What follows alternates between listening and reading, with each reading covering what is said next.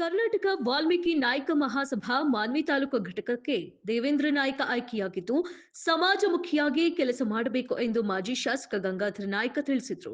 ರಾಯಚೂರು ಜಿಲ್ಲೆಯ ಮಾನ್ವಿ ಪಟ್ಟಣದ ಎಪಿಎಂಸಿ ಆವರಣದಲ್ಲಿ ಸನ್ಮಾನ ಸ್ವೀಕರಿಸಿ ಮಾತನಾಡಿ, ವಾಲ್ಮೀಕಿ ಸಮಾಜಕ್ಕೆ ಸೀಮಿತರಾದರೆ ಶೋಷಿತ ಜನಾಂಗದ ಪರವಾಗಿ ಹೋರಾಡಿ ನ್ಯಾಯ ಕೊಡಿಸುವ ಕೆಲಸ ಮಾಡಿದಾಗ ದೇವೇಂದ್ರ ನಾಯ್ಕ ಅವರು ಲೀಡರ್ ಆಗಿ ಬೆಳೆಯಲು ಸಾಧ್ಯ ಎಂದರು.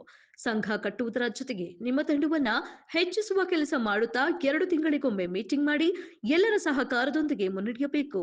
ಹಾಗೆಯೇ ಸಂಘದ ಒಂದು ಕಚೇರಿ ಮಾಡಿಕೊಳ್ಳಲು ಜಾಗ ನೋಡಿದ್ರೆ ರೂಮು ಕಟ್ಟಿಸುವ ಖರ್ಚು ವೆಚ್ಚ ನಾನೇ ಮಾಡುವೆ ಎಂದು ಭರವಸೆ ಕೊಟ್ಟರು. ಅವರಿಗೆಲ್ಲ ತಿಳಿಸಿ ಯಾವಾಗಲೂ ಎಷ್ಟು ಸಂಪರ್ಕ ಮಾಡ್ತೀವಿ ಅಷ್ಟು ಸಮಸ್ಯೆಗಳು ಬಗೆಹರ್ತವೆ. ನಾವು ಸಂಪರ್ಕನೇ ಮಾಡಲು ನಮ್ಮಷ್ಟಕ್ಕೆ ನಾವೇ ಅಧ್ಯಕ್ಷ ಎಲ್ಲರೂ ಫೋನ್ಗಳು ತಗೊಂಡು ಫೋನ್ಗಳು ಕಾಂಟ್ಯಾಕ್ಟ್ ಮಾಡ್ಕೊಂಡು ಹಳ್ಳಿಗೂರವರು ಕೆಲವು ಜಗಳ ಆದವರು ಪೊಲೀಸ್ ಸ್ಟೇಷನ್ಗೆ ಬರ್ತಿರ್ತಾರೆ. ಆ ಸಂದರ್ಭದಲ್ಲಿ ನೀವು ಹೋಗಿ ಪೊಲೀಸರು ಕೂಡ ಮಾತಾಡಬೇಕು. ಮಾತಾಡಿ ನಮಗೆ ಫೋನ್ ಮಾಡಿದ್ರೆ ನಾವು ಅವ್ರಿಗೆ ಮಾತಾಡ್ತೀವಿ. ಸಮಸ್ಯೆಗಳನ್ನು ಅಲ್ಲೇ ಬಗೆಹರಿಸ್ಬೇಕು. ಯಾವ ಬೆಳೆಗಳು ಬೆಳಬೇಕಂತ ಕೆಲಸ ಮಾಡಬಾರ್ದು.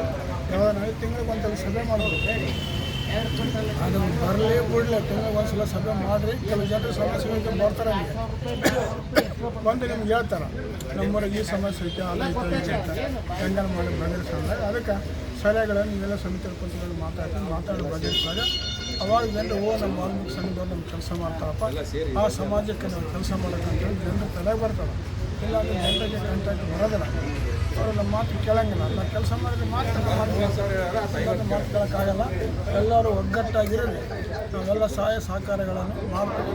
ಸರ್ಕಾರ ವತಿಯಿಂದ ಕೂಡ ನಿಮ್ಮ ಸಂಸ್ಥೆ ಗಟ್ಟಿಯಾಗಿ ಬೆಳೆಸಿದ್ರೆ ಜಾಗ ಮಾಡಿ ಒಂದು ರೂಮಿನ ವ್ಯವಸ್ಥೆ ಮಾಡಿಸ್ತೀವಿ.